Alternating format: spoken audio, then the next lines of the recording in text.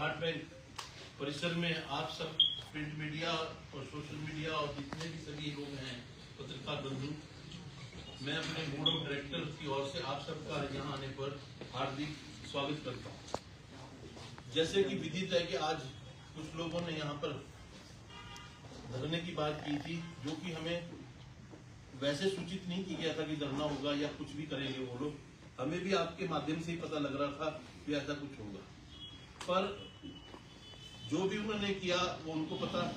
हमने तो उनके बीच में जाके जो अपनी बात रखनी थी, बोर्ड ऑफ डायरेक्टर सुबह से यह बैठा था कि अगर हमको वो बुलाएंगे और बड़ी शांतिपूर्वक बात करेंगे तो हम कर जाएंगे। पर बीच में ऐसी बातें आपके माध्यम से हम ऊपर सुन रहे थे कि उन्होंने कहा कि हमको बोर्ड पे भरोसा नहीं है, हम बात को नहीं।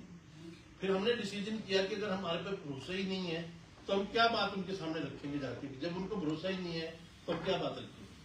अब वो बोल रहे थे जी एडमिनिस्ट्रेटर लगाओ, ये करो वो करो।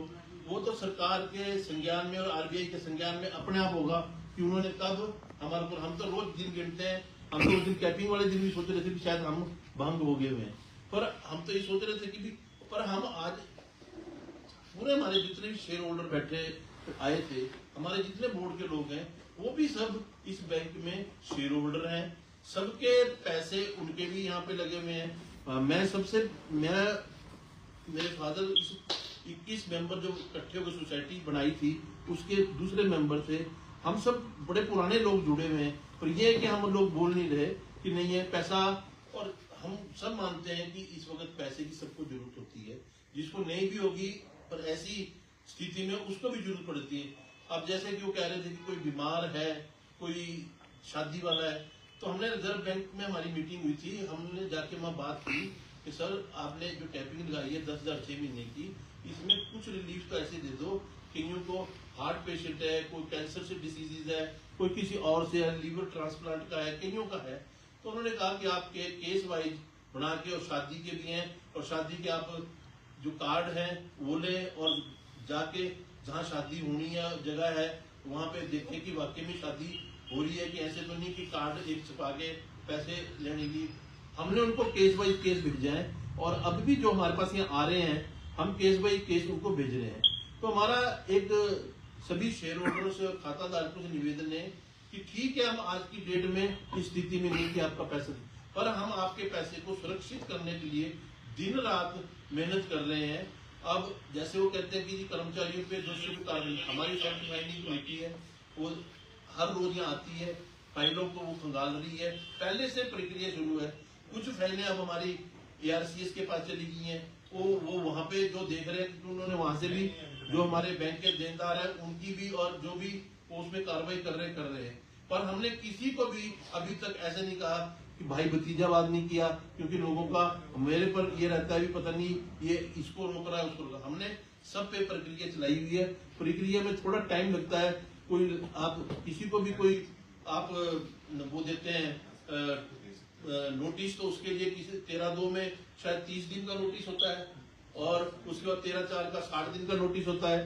फिर उसके बाद सरफासी जो तो हमने यहाँ एजेंसियां लगा रखी हैं उनके पास जाता है, वो केस तैयार करके DM ऑर्डर के लिए अप्लाई करते हैं। जब DM ऑर्डर आता है उसको तहसीलदार और पुलिस के पास हमारे लोग जाते हैं, उनसे टाइम देते हैं। मैं आपको बता दूं, इसमें हमने कुछ लोग जो लोग सोशल मीडिया में भी लिखते हैं, उनमें से कुछ लोग तो ऐसे हैं जिनका बैंक ने अपना उन्होंने पैसे नहीं दिए थे और डिफॉल्टर थे। आज भी कुछ लोग बीच में ऐसे लोग प्रश्न कर रहे थे, मैं अब उनका नाम नहीं लेना चाहूंगा, उन्होंने भी बैंक के देनदार है।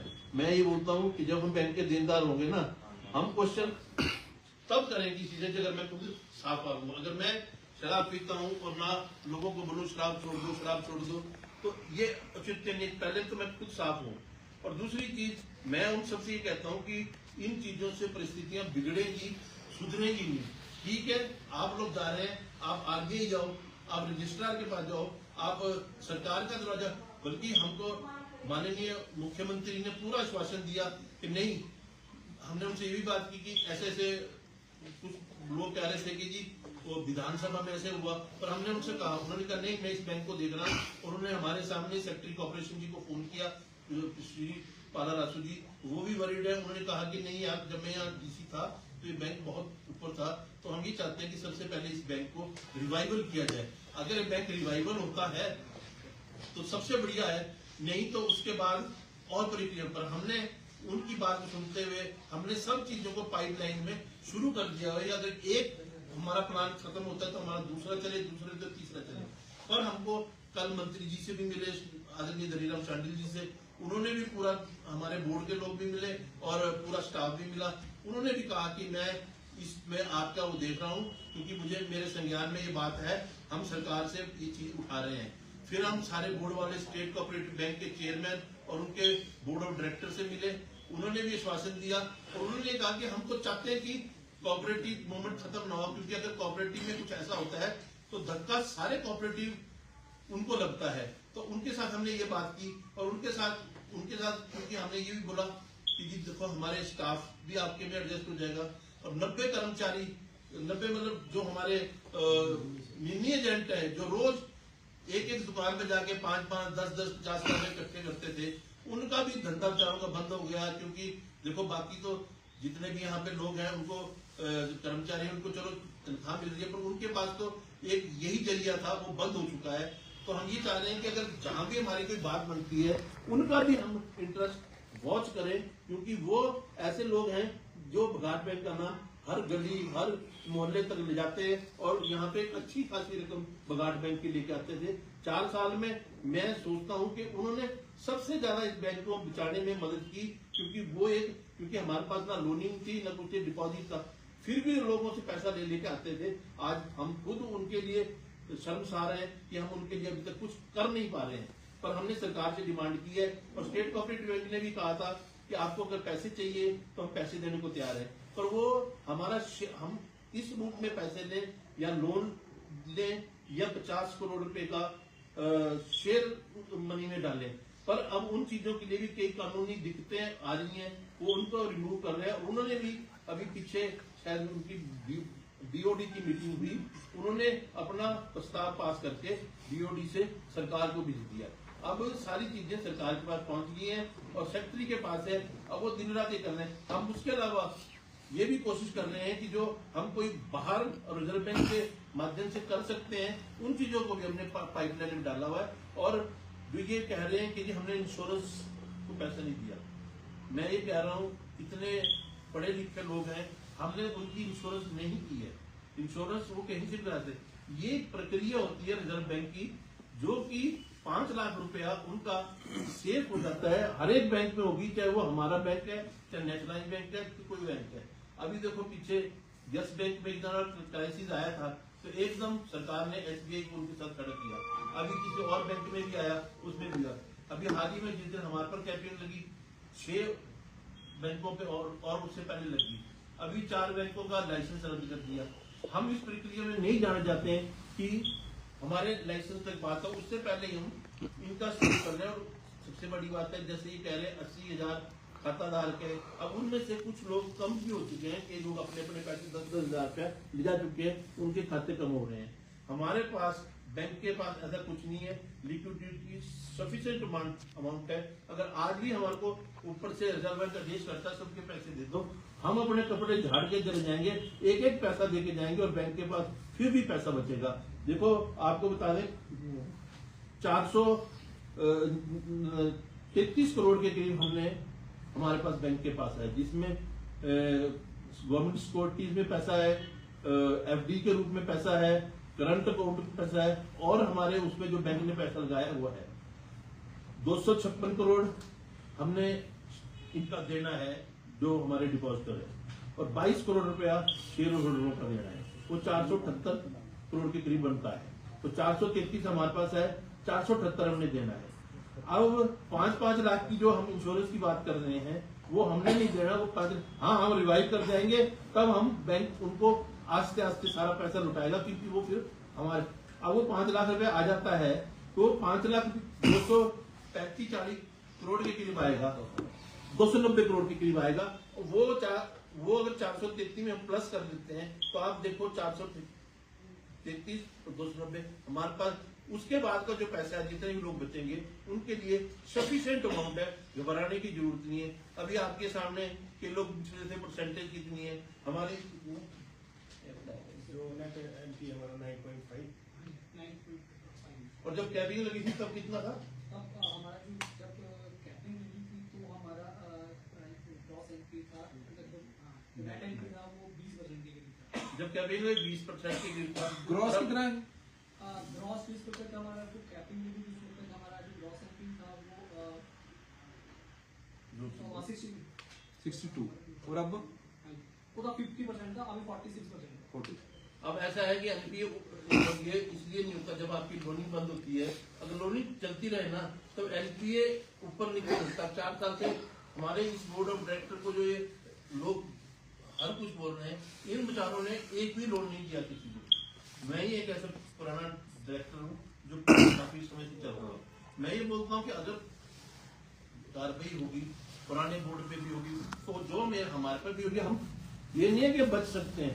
कार्रवाई हमारे पे भी, हाँ, जिस कर्मचारी ने गलत किया होगा उसका भी हमने ये बोल दिया हुआ कि वो भी बच नहीं सकेगा। अभी उन्होंने कहा कि वीआरएस 3 ने ले ली, जिन्होंने वीआरएस ली है उनकी भी हमारे बोर्ड ने एक कमेटी बना के वो लगा दी है कि ताकि उनकी फाइलें खंगाली जाए। अगर उसमें कुछ अनियमितता कुछ पाई जाती है तो हम उसका पैसा रोक सकते हैं। शर्मा जी, मेरा सवाल है सीधे कि जैसे 122 करोड़ रुपए का आपका इस वक्त एनपी है, वो कुछ आपको रिकवर भी हो गया है।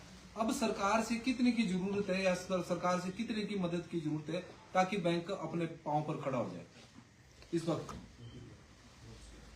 50 करोड़ क्योंकि शेयर बन उठना ही उसी से 50 करोड़ ही जो करार और जो नेटवर्क है वो हमारा जो शेयर कैपिटल होगा हाँ। उससे मतलब हमारी जो है सर अरुण जी, अभी आप जो बात कर रहे हैं वो आप बोल रहे हैं कि हम जो भी आपका पैसा है सुरक्षित है खाताधारकों का या शेयर होल्डर्स का, और हम इनको देने के लिए तैयार है और ऐसे पैसे देंगे, हम खुद यहाँ पे चले जाएंगे।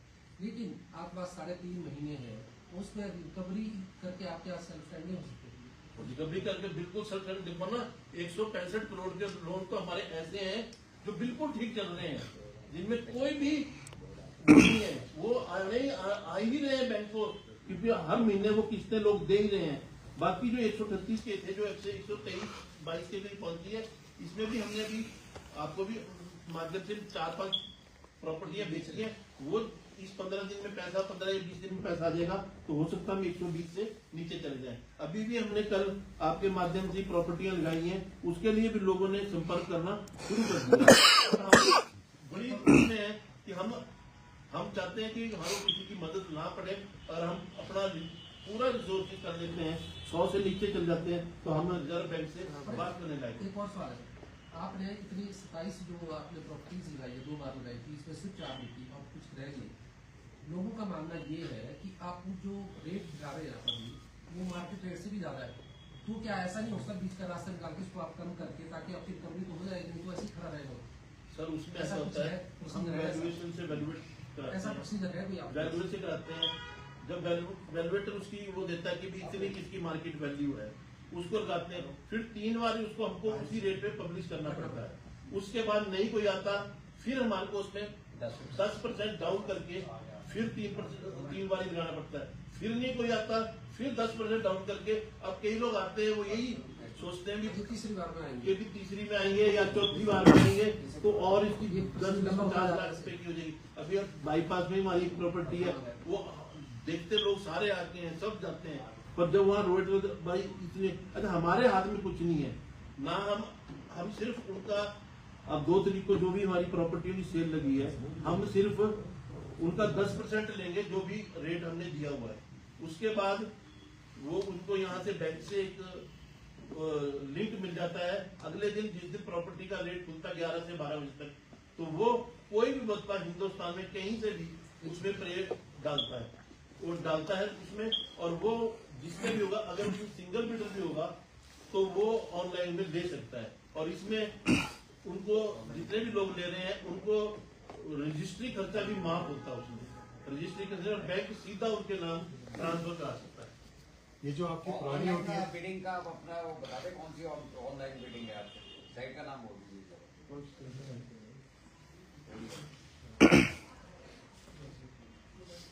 ही ऑप्शन है। कहाँ अप्लाई कर सकता है कोई? कहाँ अप्लाई कर आप सकते हैं? मतलब कि मैं आपको मीटिंग कर वेबसाइट पे दे रखी है हमने। सर ओटीएस के लिए 13 दिन रह गए हैं आपके, क्योंकि 31 तारीख तक का टाइम है, आज 18 तारीख को हुई है। तो ओटीएस के लिए अभी तक कितने लोगों ने आवेदन किया है और क्या उसमें खामियां हैं जो आवेदन डिफाल्टर नहीं कर रहे? इसमें मैं एक और जोड़ना चाहूंगा। पुरानी ओटीएस में जो है कई लोग जाना चाह रहे थे, लेकिन अब इसमें बहुत डिफरेंशिएट आ रहा है। जो पुरानी ओटीएस नई ओटीएस में उसको लेके ऐसा है ना जी, पुरानी ओटीएस से पहले भी ओटीएस आई 2-3 बार, तो हमने जब ओटीएस करी है पुरानी में, उसमें जो ओटीएस थी उसके हिसाब से कुछ बैंक को फायदा भी था, कुछ जगह नुकसान भी था।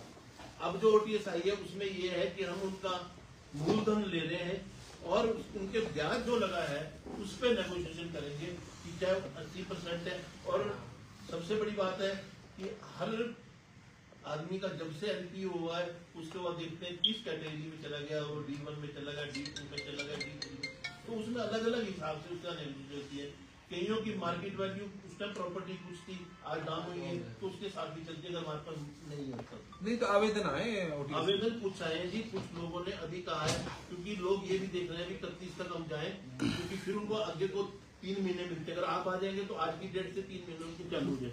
पर लोग अप्रोच कर रहे हैं, पर जब तक हमारे पास ब्लैक एंड व्हाइट में नहीं आता हम कुछ नहीं। पर कुछ लोगों ने किया है, ऐसी प्रॉपर्टियों के लोग आ रहे हैं। अब कल ही एक मेरे पास भाई मेरे विशाल जी अमित वाल, कल एक पंचकूला से पार्टी आई हुई थी, उन्होंने भी देखी, तो वो भी एक पार्टी आई हुई थी, तो उस वक्त उन्होंने वो प्रॉपर्टी के लिए आए हैं, वो एक गांव में प्रॉपर्टी है, तो वो देखने आए हैं। तो उन्होंने भी कहा, फिर उन्होंने यही पूछा कि हमारे को 1/8 की कहीं ऐसा तो नहीं है परमिशन लेनी पड़ेगी। मैंने कहा देखो सर, मैं इसमें अभी क्लियर नहीं हूँ, पर ये अभी शायद बैंक से 1/8 की परमिशन लेंगे, पर आप एग्रीकल्चर नहीं रहेंगे मेरे पास। आप एग्रीकल्चर नहीं, अगर आप सोचे कि वहाँ प्रॉपर्टी एग्रीकल्चर नहीं, आपको बैंक पूरी वो देगा और आप उस प्रॉपर्टी के मालिक होंगे। इतना आप कर सकते हैं, और वो प्रॉपर्टी सीधी आपके नाम बैंक ट्रांसफर कराएगा, आपको कोई भी उस पर रजिस्ट्री खर्चा वो नहीं लगेगा। किस तरह अगर जैसे बात करें 2025 में कैपिंग आरबीआई ने लगाई, तो ये भी सुनने में आया या जो लोग हैं उनके धारणा में ये है कि 2018 में भी कैपिंग ये लगी थी और उस पर ये कहा था कि जो लोन है वो नहीं दे सकते। क्या ऐसी कैपिंग लगी? ऐसा था जी, उसमें लोन की कुछ सुविधा थी उसको 2018 में। पहले हमारा शायद 3-3.5 करोड़ तक का एक सिंगल पार्टी को लोन था। जब उसके बाद जब आरबीआई ने कैपिंग लगाई तो 1 करोड़ 35 लाख तक की कर दी लिमिट। फिर उसके बाद जब ये नया बोर्ड आया तो उससे पहले यहाँ एडमिनिस्ट्रेटर का एक नॉमिनेट कमेटी थी, तब वो उन्होंने उस टाइम वो बंद कर दी लोनिंग बिल, क्योंकि उस टाइम ऐसे लोन हुए होंगे जो आरबीआई की नजर में गलत होंगे या जैसे भी होंगे, पर वो उस टाइम कैपिंग लोन बंद कर दिए बिल्कुल, और एडमिनिस्ट्रेटर कमेटी को बंद करके एडमिनिस्ट्रेटर लगाया गया। अब एक बात देखो ना जी, उस टाइम जब भी बोर्ड आया, ये बोर्ड आया 323 करोड़ का एक एनपीए हमारे पर था। अगर ऐसी बात थी तो एडमिनिस्ट्रेटर ये बैठा ही हुआ था, चुनाव कराने की क्या जरूरत पड़ी, क्योंकि सरकार दूसरी थी, क्यों चुनाव कराया उन्होंने? हम तो अपने आप को बनेंगे, हम भी एक चुनावी प्रक्रिया से सारा बोर्ड यहाँ आया है। अब वो बोलते हैं एडमिनिस्ट्रेटर तो यहाँ बैठा हुआ था। आज भी हम तो ये बोलते हैं अगर उनकी डिमांड है तो जैसा भी करें, पर हम ये होते हैं कि हम शेयर होल्डरों का सबका, आप जैसा आज हमारे से बात कर रहे हैं, अब एडमिनिस्ट्रेटर होगा उसको कई चीजों की प्रक्रियाओं का पता नहीं होगा। इसी में जोड़ रहा हूँ मैं एक सवाल, इसी में जोड़ रहा हूँ। यहाँ आमतौर पे देखा जाता है कि पार्टी बेस पे चेयरमैन आता है। 2018 में एनपीए कितना था और 2023 में 22 में कितना था, और अब तो सभी को पता है 22-23 के आसपास है। ये बता दें ना, क्योंकि पार्टी बेस पे चेयरमैन आता है।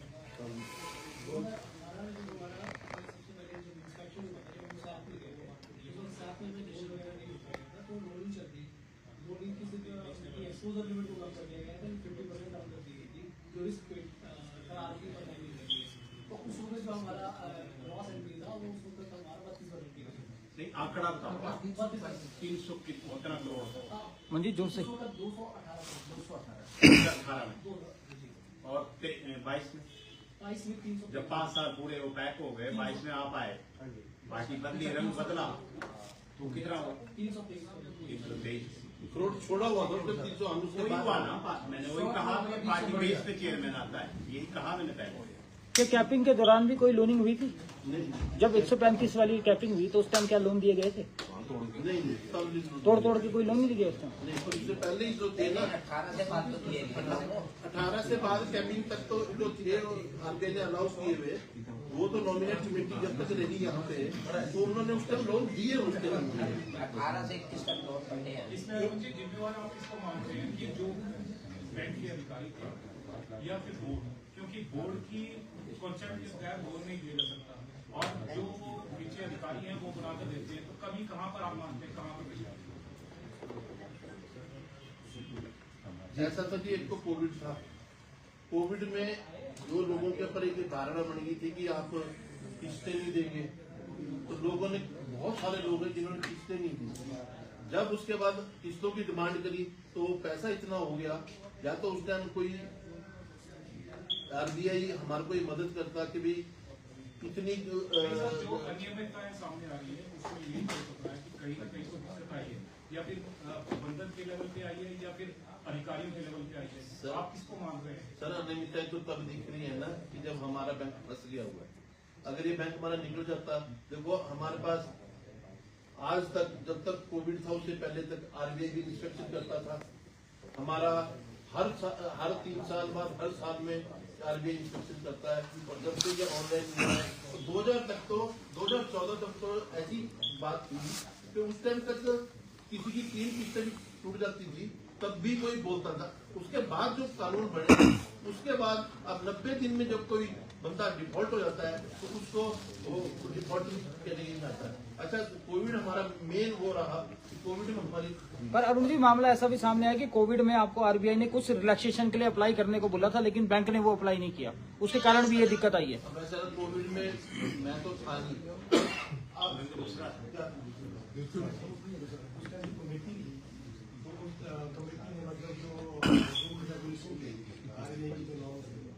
जो जैसे हमारे जो कोई होटल का कोई लोन था या उसको शो करना तो उसको जो टैक्सेशन की वो नहीं दी गई, क्योंकि वो उस टाइम कुछ अप्लाई नहीं किया था शायद। अप्लाई भी किया लेकिन वो मतलब उनको नहीं था। और काफी लोगों ने मतलब उस टाइम किस्तें टूटी लोगों के।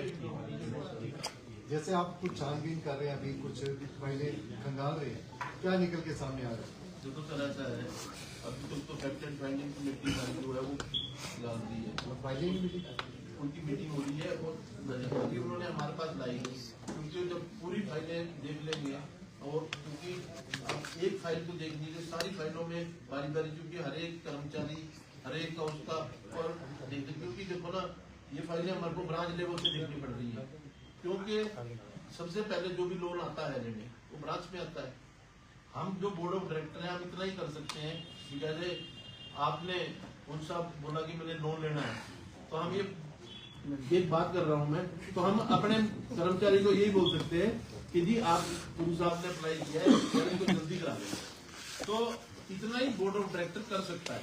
उसके बाद जो कागज पूरे करने हैं, जो उसका खाका तैयार करना है वो तैयार करता है ब्रांच में, फिर वो मैनेजर को देता है, मैनेजर के पास यहाँ हेड ऑफिस में एक सेल है हमारा, उसमें लोनिंग सेल में आती है, वो पूरा उसको छानबीन करके एमडी को भेजते हैं, एमडी पूरी इसमें अपनी वो लगा के नोटशीट लगा के बोर्ड पे प्रस्तुत करता है।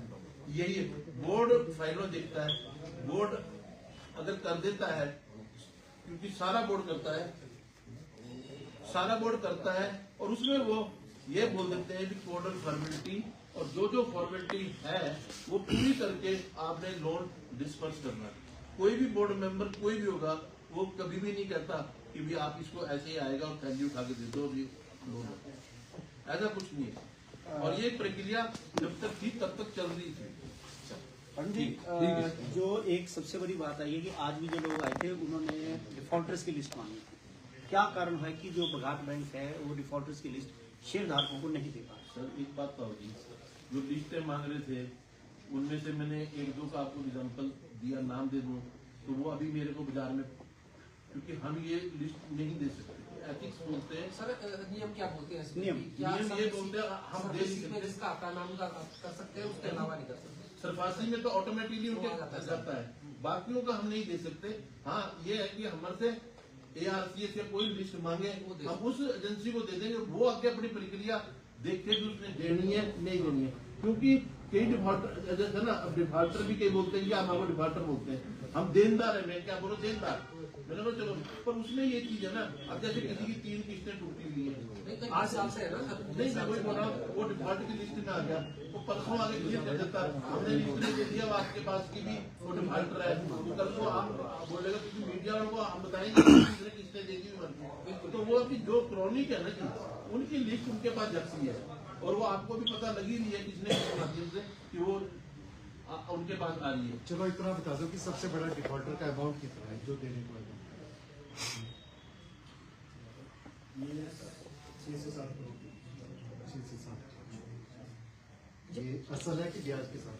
ब्याज के साथ ब्याज असल तो कम, असल तो इसका 3 करोड़ ब्याज। अब आपकी जैसे प्रॉपर्टीज काफी बिकने को है, तो बहुत से लोग ऐसे होंगे कि जिनके बैंक में पैसे जमा होंगे, क्या जो आपके है वो प्रॉपर्टी उस अमाउंट से खरीद सकते हैं जिनके बैंक में पैसे डिपॉजिट है? हमारे पास कुछ आवेदन भी आया है इसके लिए कि हमारा डिपॉजिट आपके पास है और प्रॉपर्टी भी आपके पास है, तो जो हमने बेचने से तो उसके लिए हमने उनसे आवेदन भी मांगे जो हम रिजर्व बैंक को भेज सकें और वहाँ से हम इसकी परमिशन के लिए हम अप्लाई करेंगे। हमने तो ये भी सोचा है कि जैसे अब कई लोग बेल गुजारे हैं कि उनके पैसे हैं बैंक में पड़े हुए, उन्होंने किसी अपने यार मित्र से बात की है कि वो यहाँ लोनी है, तो वो बोले कि अगर हम इसके अकाउंट में पैसा जमा करा दें तो मैं और ये बातें अपना देंगे, तो उसके लिए भी हमने RBI को लिखा है कि अगर वो ये चीज हमारे को दे दें तो हमारा NPA भी काफी और हमारा डिपॉजिट जो हमने लोगों को देना वो भी काफी हल तक हो जाएगा। पर वैसा ना करना तो उन्होंने, तो जैसे ही वो कोई भी स्थिति और करेगी तो हम आपको करा देंगे। बाकी अगर कुछ और है बहुत होता है, नहीं तो नमस्कार आप सबका यहाँ आने पर। और आप बड़ी मुश्किल से तो